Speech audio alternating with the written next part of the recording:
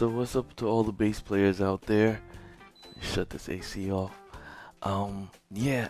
So I want to talk about when you get a new gig and you need to find out what's going on. Where are you playing? When are you playing? Who are you playing with? How is this going to happen? What are the songs? You want to know the attire. You want to know how you're getting paid. So let's start with the when. Everybody's going to give you the date because they need to know that they can count on you to be there, that you're going to block off that time to be there for that gig.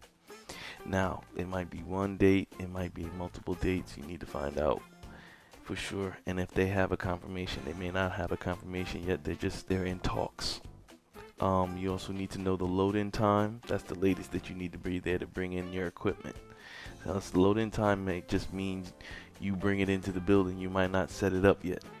Alright, after that you need to know the setup time. Like I said, there might be a differentiation between your load-in time and your setup because of other bands. Maybe there's multiple events going on in the same venue. You never know.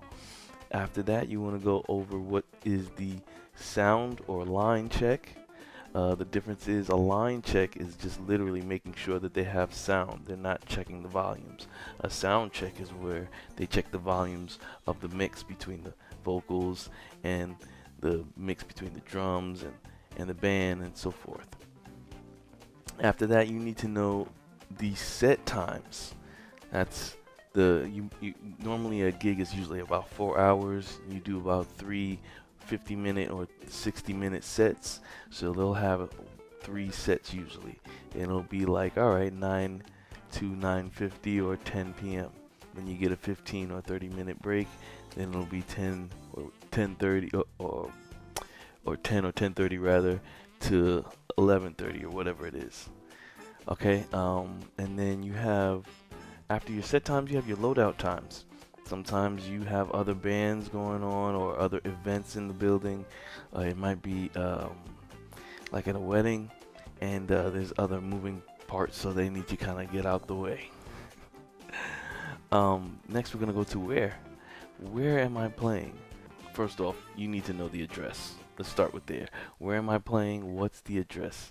Not only do you need the address, but you would like the name of the venue, because in your head, if they say it's a restaurant, you can kind of already assume or figure out what other questions you need to ask if it's a bar or not. Because if they give you the address, you don't know what kind of venue it is.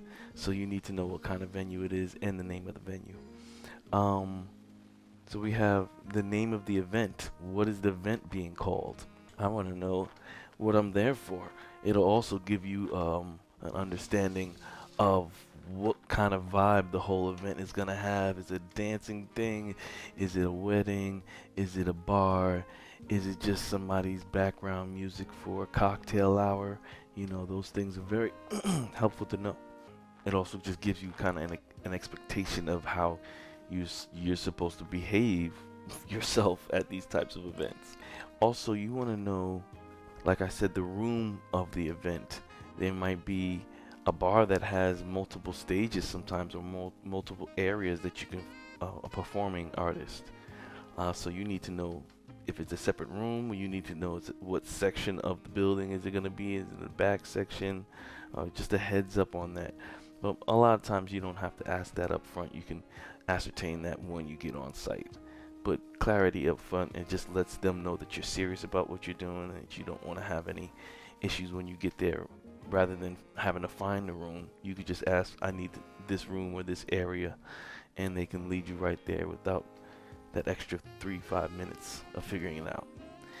And then lastly, you want to know, is it indoor, is it outdoor? And the stage location. If it's outdoor, is it going to be covered? That's also a good question.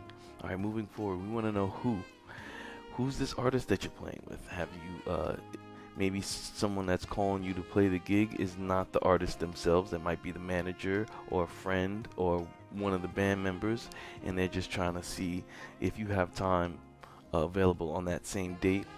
And so you need to know who's the artist so you can research that person and look them up. You also need to know if it's a band, what's the band name, and who are the members in the band playing. You want to know also the venue contact. You might get there before anyone in the band, and you might need to know who do I speak to know where to put my things, or when I'm allowed to load in my things, and so forth, or where you're allowed to load in. That's also very crucial to know. Um, Also, the name of the manager. Sometimes there's not always a venue contact. It's like a bar, and it's just whoever's in charge is in charge. Also, sometimes want to know the engineer's name. Moving forward, I like to know how things are happening.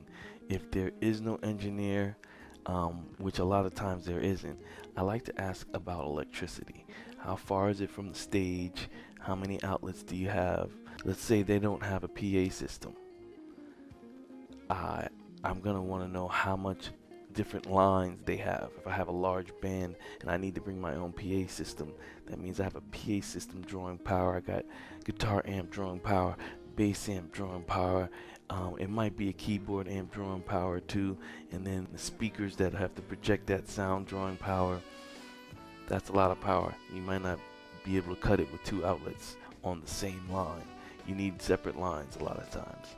Um, Also, you want to know, do they have a PA system or a monitor system? If they have that, they generally have a engineer for a monitor system. But if they don't, it's always good to learn a little bit about sound engineering and live sound mixing. Just at least the setup of it and how to control those things is very helpful. You also sometimes want to ask, is there a backline at this venue? If it's a nice venue like a BB King's or something like that, they might already have a bass amp there for you to use. And it's a lot of times, if it's like maybe a festival or something, they'll have multiple bands, so they'll use a backline so they don't have to worry about changing everybody's instrument. Like, you don't have to change out the whole drum set because it just saves time. Also, if you're the music director, you're probably going to want to know, is there a stage plot, or they might want to know if you guys have a stage plot. And there's apps that make stage plots where your artist might prefer the drummer on their right instead of directly behind them. However you need to do it, you need to let the venue know going ahead that you have certain space requirements. You might need a 10 by 8 space for your complete ensemble. So the spacing of where you're going to be at is also crucial. The size of the stage. Definitely need to know the size of the stage. Now it's good to know if there's a set or a song list. Pretty much the difference is, a set list is, this is the order: 1, 2, 3, 4, 5. A song list is, these are the songs, I'm gonna pick them as we go. Set list by an artist, you might have original music, you might have cover songs. You'd like to have either a chart, or you need to know the artist that's doing that cover song, and you need the exact version. You need to know if they're changing any keys.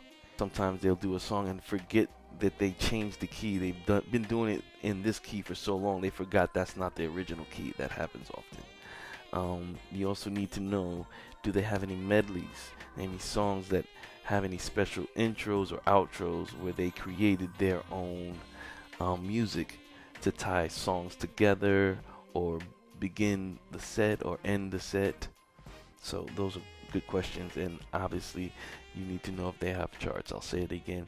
But for bass players, guys, charts are very easy to read. Generally, if they have a G chord, you're playing a G in the bass.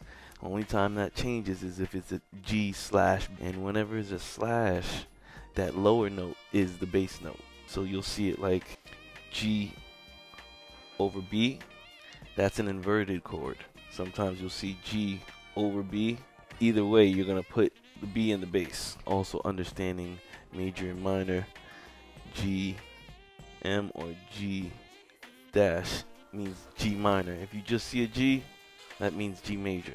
I'm just happy to be passing this stuff on, because I don't feel like a lot of people talk about this stuff. But I could be wrong about that. I haven't really taken a lot of music lessons or music courses other than college and right before college when I was in high school. Shout out to Scott's bass lessons.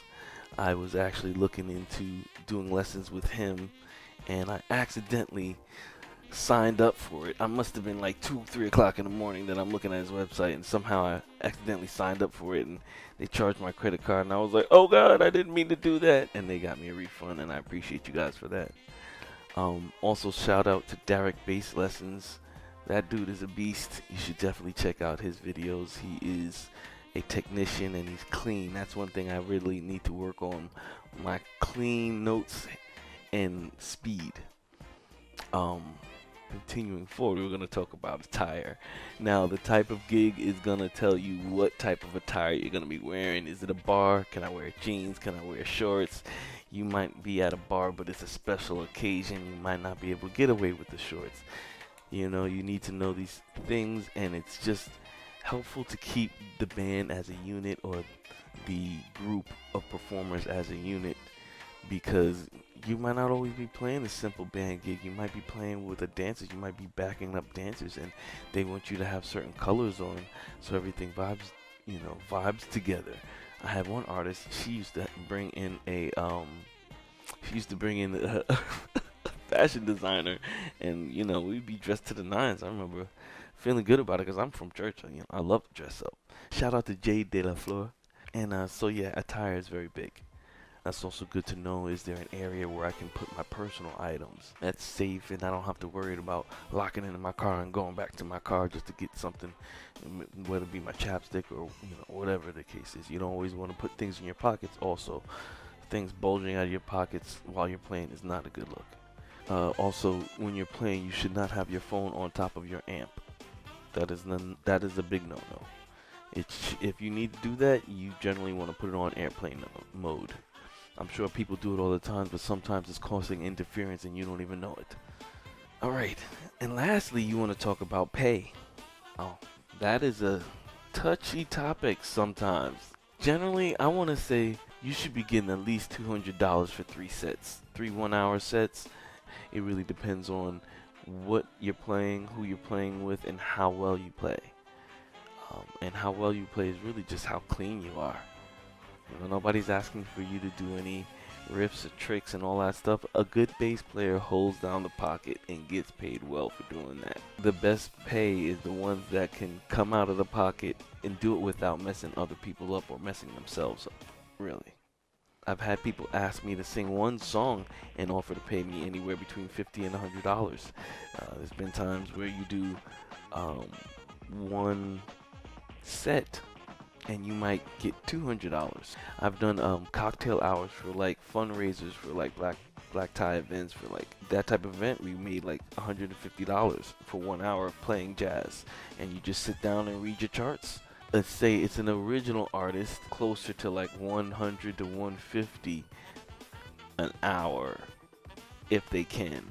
Maybe an agency band might give 300 plus for like 3 hours. Depending on what type of gig it is also. Like agency, when you're doing a wedding, it's definitely going to be more. It should be more. It should be $300 to $400 minimum. Agency band, I should say, like more of a bar gig would be like $200 minimum. But it also depends on what state or what region you're in, and also how well your band is known, and do they have insurance and stuff like that. Also, you want to know the mode of the payment. Are you paying me in check? Are you trying to do Zelle or PayPal? Okay, and when is that happening? If you're getting a check, are you planning to get it from the venue that night? Because if they don't get it till that night, then they have to deposit into whatever their account or business account is, and then they have to wait for it to process, and then they can send it to you. So you need to talk about that in the beginning, so you have a clear expectation of when you're going to get your money, not just your check. They might cut you a check too. You never know. Also, if you're doing multiple gigs, let's say it's 4 gigs in 3 days, you might consider doing a deposit, because you don't want someone to back out and you reserve these 3 days where you could have booked other gigs. Because really, at the end of the day, when I'm playing a gig and don't get paid until the end of the gig, I'm playing for credit. Like you know what I mean? Like there's a trust thing that has to happen there, and a lot of times you're playing for people that you've never met before. You don't know how they vibe, you don't know the other musicians, and you're taking a lot of risk on your end. and hoping that they're going to pay you in a timely manner and with integrity. If you notice that your communication has caused someone to react or respond with a face like this, you might want to rethink what you said and rethink what you mean, um, unless you said exactly what you you needed to say and they're having an adverse reaction totally based off their own opinions and experiences. And they may be right or wrong, but that's not the point. The point is that you guys find a mid ground where you're comfortable and then they're comfortable. And a lot of times it's difficult to have these conversations. People just want to book and go. They don't even want to go through the details and uh, having discrepancies. And then people don't like stress.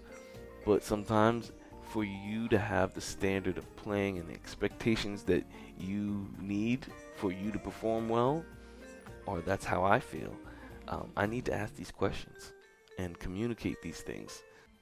That's what I got to say. I hope you guys are safe on your gigs.